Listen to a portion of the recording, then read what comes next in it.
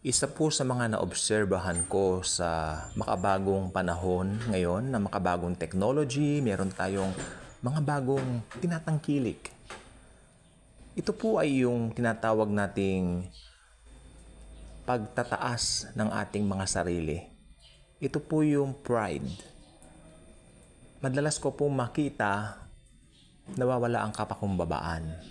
Nawawala ang pag-unawa sa kapwa-tao at mas nabibigyan diin ng sarili. Nabibigyan diin yung pride. Buti sana kung fried chicken yan o sa Saburi o sa Max, no? Mabuti pa makakain. Pero yung pride, I don't think so. Walang mabuting kapakinabangan yan, lalo na po sa ating mga kaluluwa, sa ating mga espiritu. Marami na rin po akong nakilalang mga tao sa buhay ko, nagsimula ng mabait. Ito po real talk. Pero sa paglipas ng panahon na pan-achieving something, dumarating yung pride. Kakikita ko lang po sa post sa Facebook nung nakaraan. Kaya nga po sabi ko, wow, what a world. At alam ko itong mga sinasabi ko ay mga wala sa Panginoong Hesukristo. Hindi nila kilala ang Lord, hindi nila kilala si Jesus, kaya ang kanilang buhay ay disaster. Ngayon, sa ating mga mananampalataya, ito ang tututukan natin ngayon. Hayaan na natin yung mga unbelievers. Natural sa kanila yan. They have the Adamic nature. Ngayon, sabi mo believer ka, right? Okay, fine. May kapakumbabaan ka pa ba? Ako, actually, hindi ito, liwanagin ko. Hindi ka magpapakumbaba para i-bless ka ni Lord. Yung tipong hypocrite na magpapakumbaba nga ako para i-bless ako ng Panginoon. No, it's not that. First and foremost, we have the nature of Jesus. Nakalagay sa 2 Corinthians 5:17, if anyone is in Christ, he is now a new creation. The old has passed, and behold, all things become new.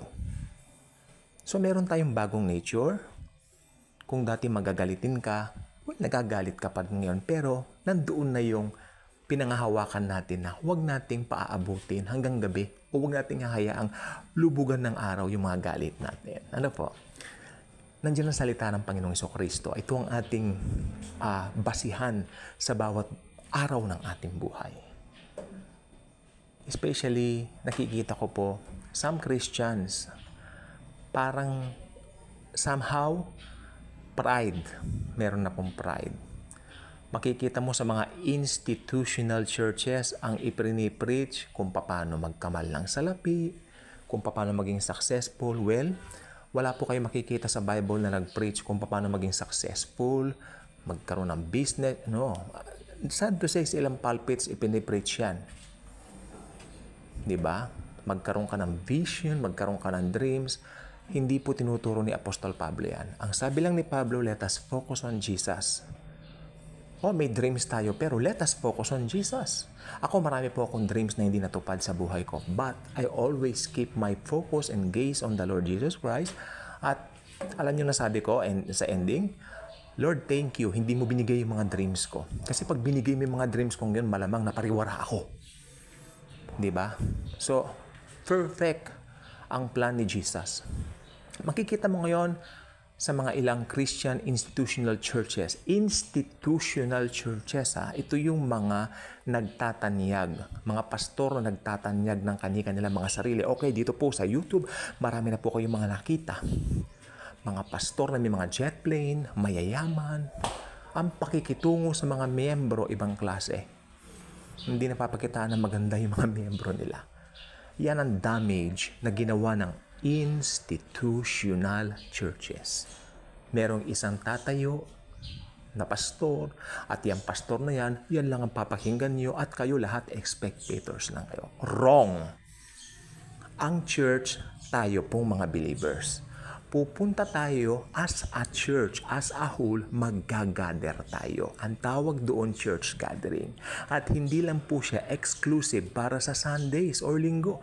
Ito po ay kung kailan nyo maisipan. O kailan ba tayo mag-gather? Magme-message kayo sa okay tayo mag-gather. Magkikita-kita tayo. Ganun lang po yun. Any time of the week, pwedeng gawin yan.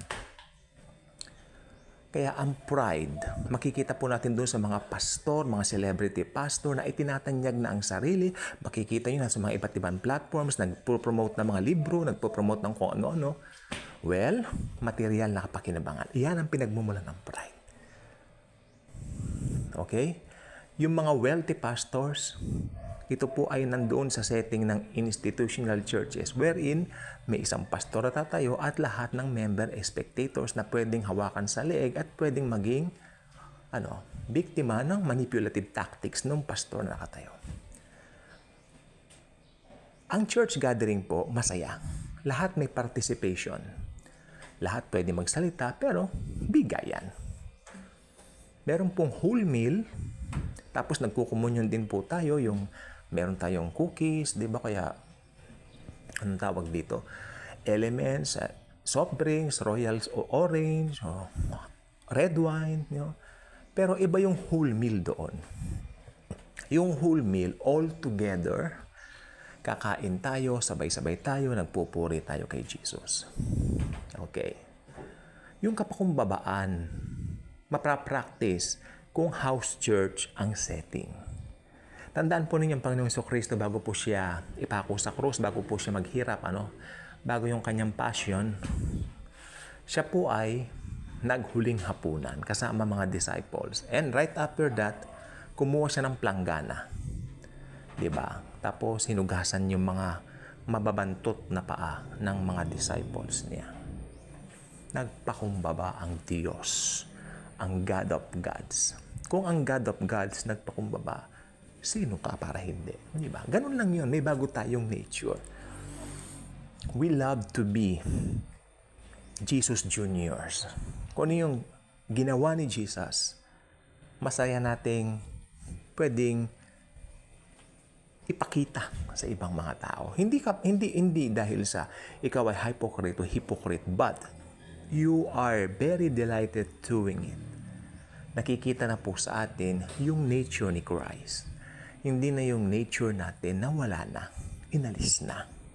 Okay? So, it's so sad kung makaka-encounter tayo ng mga taong nagsasabi, Kristiyano ko! And then, napakayabang.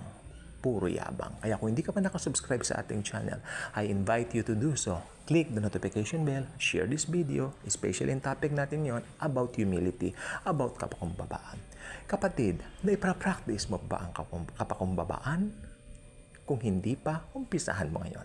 Magpakumbaba tayo at sa tamang takdang panahon, si Jesus ang magtataas sa atin. Thank you. That's always and forever. Jesus truly loves us all.